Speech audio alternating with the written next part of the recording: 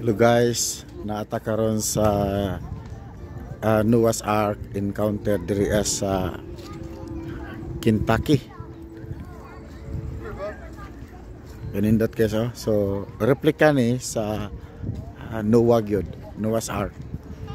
Unya ang iyang design measurement based good sa Bible.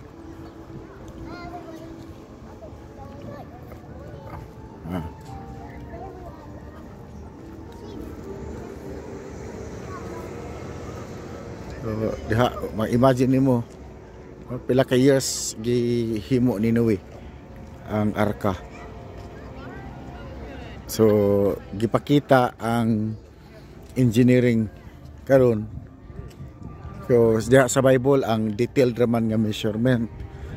So ipakita sad karon the reason behind sa 2x2 o sa good animals o sa clean animals o sa unclean animals. Sa unclean animals 2x2. Sa clean 7, di ba?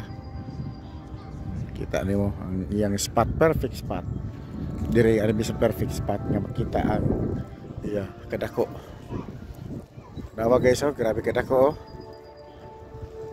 So unya hibong ka nga ang Noah ang arka naa sa bukid unya unsa kadako, so wa pa kahibalo ang mga tao dito unsa ang uwan ug lunok, so wa gyud sila motuo.